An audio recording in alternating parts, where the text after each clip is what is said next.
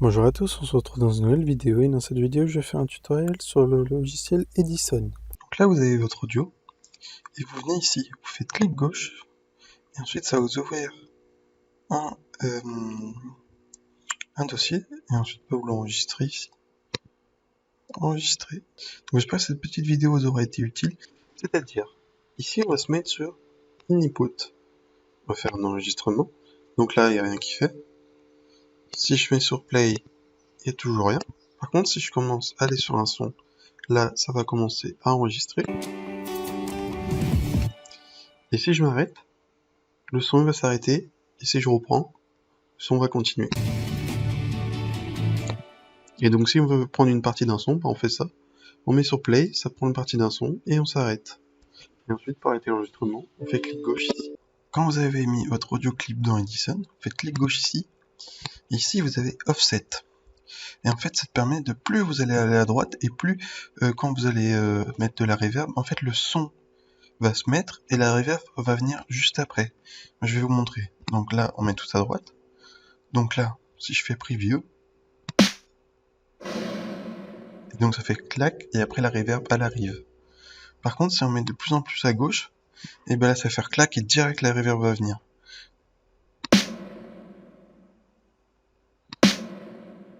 Donc c'est vraiment instantané. Je vais mettre un peu moins, pour qu'on voit encore mieux. Alors que si je mets tout à droite, là on entend clac, et après ça revient. Donc là on est sur Edison, j'ai mis mon audio clip, et ici on fait clic gauche, et ici on a l'option Add Tail, et en fait ça permet de faire fonctionner la reverb ou non. Donc là j'ai mis le offset tout à droite, donc si je fais preview, donc là on a bien la reverb. Par contre si je l'enlève, le Add Tail, là on n'a pas de reverb. Donc là on est sur Edison, on vient ici, on fait clic gauche, bien sûr vous mettez votre audio clip ou sample à l'intérieur. Ici vous avez l'option Dry. Donc l'option Dry ça sert en fait de plus ou moins entendre votre audio clip. Donc là si je le mets à 0 et que je fais preview, ici on n'entend pas du tout. Alors que si je mets tout en haut, on va bien l'entendre. Sur Edison, donc là on a mis notre clip, ici on a l'option marqueur. Donc si vous faites clic gauche, ici un marqueur va se mettre. Si vous refaites clic gauche, ça le supprime. Si vous faites clic gauche et ensuite clic droit, ça va mettre un marqueur entre l'audio clip. Donc là, ici ça a été mis. Si vous refaites clic droit, ça le supprime. Si vous faites clic droit et clic gauche, ça met directement ici. Après si vous faites clic gauche, ça va mettre un marqueur. Si vous faites clic gauche, ça le supprime. Donc j'espère que cette petite vidéo vous aura été utile. Donc là, on vient ici, on fait clic gauche, avant on met l'audio bien sûr, on met l'audio à l'intérieur. Et ici on a Time Mule. Donc plus on va aller à droite, plus ça va accélérer, et plus on va aller à gauche, plus ça va diminuer. Donc là, on va laisser comme ça juste pour écouter la première fois. Donc on est comme ça.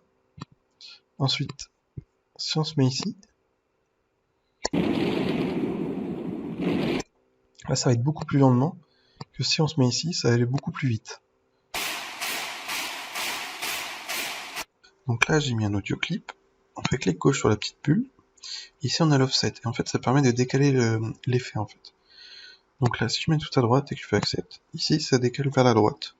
Donc je reviens comme d'habitude. Et là, si je mets tout à gauche, ça va décaler à gauche. Donc ici, on a l'audio clip. Et ici, on a clean up. Donc on fait clic gauche. Ici, on a Hacker Noise Profile. Donc en fait, ça va permettre de mettre directement le graphique dans l'enveloppe ici.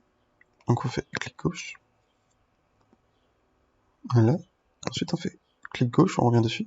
Et là on peut voir le son qui est juste ici. Donc en fait vous venez ici et vous faites clic gauche. Sinon vous pouvez faire la touche S. Ça marche aussi. Ou sinon, vous pouvez venir ici, vous faites clic gauche et Spectrum. Donc j'espère que cette petite vidéo vous aura été. Donc j'espère que cette vidéo vous aura été utile. N'hésitez pas à vous abonner à la chaîne pour avoir d'autres astuces. Et au revoir.